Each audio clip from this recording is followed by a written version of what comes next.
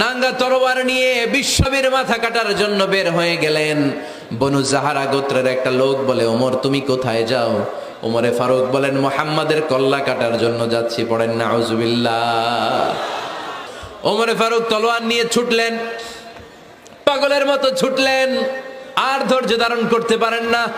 বিশ্বনবীর নূরানী চেহারাটা একবার দেখার জন্য পাগলের মতো ছুটতে আরম্ভ করলেন। ওমরে ফারুককে দারুল আরকামের কাছে আসতে দেখে বিশ্বনবীর চাচা হামজা ইবনে আব্দুল মুত্তালিব এসে বলে, নবী তাড়াতাড়ি দারুল আরকামের ঘর থেকে আপনি পালিয়ে অন্য কোথাও চলে যান। ওই যে ওমর ইবনে খাত্তাব নাঙ্গা তলোয়ার নিয়ে আপনার উপর আক্রমণ করার জন্য ছুটে আসছে গো নবী। বিশ্বনবী বললেন, ও আমার সাহাবারা, ও আমার চাচা হামজা, সবাই আপনারা সরে যান, ওমরে আসতে দেন, ওমরে বাধা দিয়েন না। কারণ কিছুদিন আগে তাহাজ্জুদের নামাজ পড়ে আমি আল্লাহর কাছে একটা বিশেষ দোয়া করেছি। আমার মন বলছে ওই দোয়াটা আল্লাহ কবুল করতে শুরু করেছে। ওমরে ফারুক চলে আসলেন, এসে কোনো কথা নাই, চিৎকার দিয়ে বললেন, আশহাদু আল্লা ইলাহা ইল্লাল্লাহ ওয়া আশহাদু আন্না মুহাম্মাদান আবদুহু ওয়া রাসূলুহু। আমি সাক্ষ্য দিলাম আল্লাহ এক, অদ্বিতীয়, আল্লাহ ছাড়া কোনো ইলাহা নাই, নিশ্চয় আপনি মুহাম্মদ আল্লাহর বান্দা এবং রাসূল। সুবহানাল্লাহ পড়েন। ওই শাহাদাতের জ্যোতি সাইয়েদনা ওমর ফারুকের হৃদয়টারে উজালা করে দিল। দুনিয়ার সব ভয়কে পেছনে ফেলে এক আল্লাহর ভয়কে অন্তরে ধারণ করে আওয়াজ করে পড়লেন, আশহাদু আল্লা ইলাহা ইল্লাল্লাহু ওয়াহদাহু লা শারীকা লাহু ওয়া আশহাদু আন্না মুহাম্মাদান আবদুহু ওয়া রাসূলুহু। পড়েন সুবহানাল্লাহ। এবার ওমরে ফারুক বিশ্বনবীর প্রশ্ন করলেন, নবী আলাসনা আলাল হক? আমি প্রশ্ন করি, উত্তর দেন, আমরা কি সত্যের উপর নাই? বিশ্বনবী বললেন, বালা ওমর, আমরা এই সত্যের উপরে আছি। আমাদের কোরআন কি সত্য নয়? বিশ্বনবী বললেন, কোরআনও সত্য। আমাদের রব আল্লাহ কি সত্য নন? বিশ্বনবী বললেন, সত্য। ওমরে ফারুক বললেন, তাহলে ফিমাল ইখতিফা, তাহলে লুকিয়ে লুকিয়ে আর গোপনে দাওয়াতি কাজ কেন? আপনি সত্য নবী, কোরআন সত্য কিতাব, আমার রব আল্লাহ সত্য, আর আমি ওমরও কালিমা পড়ে মুসলমান হয়ে গিয়েছি, তাহলে ফিমাল ইখতিফা, আর লুকিয়ে লুকিয়ে কোরআনের দাওয়াত দিবেন কেন? বের হন, মক্কার শহরের মাঝখানে চলে আসেন, চিৎকার করে আমরা আল্লাহর নামের ঘোষণা দেব। বিশ্বনবী ডেকে বললেন, না ওমর, এটা মাক্কি জীবন, ওমর এটা মাক্কি জীবন, এখানে দাওয়াতি কাজ করব লুকিয়ে লুকিয়ে, আস্তে আস্তে। আল্লাহ যখন আমাদেরকে বিজয়ী করে দিবেন তখন আমরা প্রকাশ্যে দাওয়াত দিলে কোনো সমস্যা নাই। সাইয়েদনা ওমর ফারুক বলেন, না ও নবী, আমার উপর ছেড়ে দেন, আমি দেখব আপনি আমারে শুধু মক্কার জামিনে একটা মিছিল দেওয়ার অনুমতি দেন। কিসের অনুমতি? আল্লাহর নামের তাকবীর দেওয়ার অনুমতি দেন। বিশ্বনবী বললেন, ঠিক আছে, সাবধানে তাকবীর দিও। ওমর ফারুক সামনে দাঁড়িয়ে বললেন, মান আরাদা আন তাসকুলা উম্মু ইয়াতামা ওয়ালাদু তারমিলা যাওজাতুহু ফালিয়াসুদ্দানি। কে আছো? মান আরাদা আন তাসকুলা উম্মু, কে আছো মায়ের বুক খালি করতে চাও? ইয়াতামা ওয়ালাদু, কে আছো বাচ্চাগুলারে, সন্তানগুলারে ইয়াতিম বানাতে চাও? তারমিলা যাওজাতুহু, কার এত বড় বুকের পাটা আছে দেখি, কে আছো স্ত্রীকে বিধবা বানাতে চাও? বুকের পাটা থাকলে আমি ওমরে থামাও, যদি সাহস থাকে আমি ওমরের মিছিল থামাও। ওমর ফারুক শুরু করলেন, আল্লাহু আকবার, আল্লাহু আকবার, আল্লাহু আকবার। স্লোগান দিতে দিতে সাইয়েদনা ওমরে ফারুক কাবার গিলাফ যে স্পর্শ করলেন, ওমরে ফারুকের এই স্লোগান কেউ থামাতে পারে নাই। কিয়ামত পর্যন্ত এই আল্লাহর নামের স্লোগান কেউ থামাতে পারবে না। চিল্লায় বলো ঠিক কিনা? আজকে আমরা সাইয়েদনা ওমরে ফারুকের জীবনী থেকে কিছু শিক্ষা আমাদের নিজেদের জন্য নিয়ে আমরা বাড়িতে ফিরবো। আল্লাহ তাআলা তিনটা ইমানি ধাক্কা ওনার হৃদয়ে দিয়ে ওনাকে ইসলামের জন্য কবুল করে নিয়েছেন। কয়টা ধাক্কা? এক নম্বর ধাক্কা হচ্ছে বিশ্বনবীর দোয়ার ধাক্কা। দোয়ার একটা ধাক্কা আছে না নাই?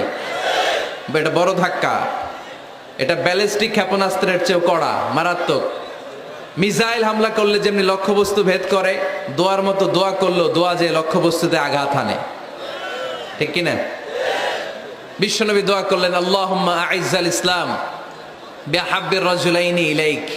আল্লাহ, এই মক্কার দুইজন লোকের একজনকে তুমি কালিমার সুশীতল ছায়াতলে এনে দাও। দুইজন লাগবে না, কয়জন লাগবে?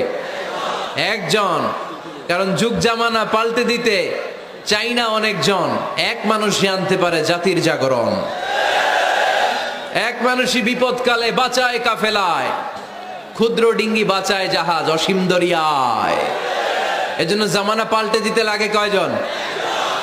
এজন্য বিশ্বনবী আল্লাহর কাছে দোয়া করলেন, আল্লাহ মক্কার দুজনের একজন, দুজন চাই না, দুজনের যে কোনো একজনকে কালিমার সুশীতল ছায়া তুলে এনে দাও। এক হলো ওমর ইবনুল খাত্তাব, হয়তো খাত্তাবের বেটা ওমরকে তুমি ইসলামের ভেতরে নিয়ে আসো, কিংবা আবি জাহাল ইবনে হিশাম, হিশামের বেটা আবু জাহেলকে তুমি মুসলমান বানায়া দাও। দুইজন চাইছেন নাকি একজন? হয় খাত্তাবের বেটা ওমর কিংবা হিশামের বেটা আবু জাহাল, দুজনের একজনকে আমার চাই। ওমরে ফারুকের জন্য দোয়াটা কবুল করে নিয়েছে কে? তাহাজ্জুদের নামাজ পড়ে বিশ্বনবী যখন দোয়া করলেন, এই দোয়া যে ওমরে ফারুকের হৃদয়ে একটা ধাক্কা মারল। সুবহানাল্লাহ পড়েন।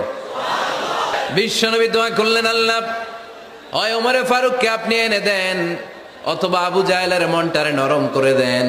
ওমরে ফারুকের জন্য দোয়াটা কবুল করে নিল কে? এই দোয়ার একটা বরকত ওমরে ফারুকের হৃদয়ে ছুঁয়ে গেল। এক নাম্বার ধাক্কা। ধাক্কা সব একবারে দেওয়া যায় না, ধাক্কা একবারে দেওয়া যায়। প্রথম ধাক্কাটা গেল তিনি দোয়ার ধাক্কা। বিশ্বনবী দোয়া করলেন, ওই দোয়ায় ওমরে ফারুকের হৃদয়ে ছুঁয়ে গেল। এরপরে রব্বুল আলামিন ওমরে ফারুককে ধাক্কা মারলেন কোরআনের একটা সূরা দিয়ে। সূরাটার নাম হলো সূরাতুল হাক্কা। কি সূরা? আল হাক্কাতু মাল হাক্কা ওয়া মা আদরাকা মাল হাক্কা। সূরা হাক্কা দিয়ে আল্লাহ একটা ধাক্কা মারলেন। ওই যে দোয়া করলেন বিশ্বনবী, দোয়ার পর সাইয়েদনা ওমর ফারুকের হৃদয়ের মধ্যে উথাল পাথাল শুরু হয়ে গেল।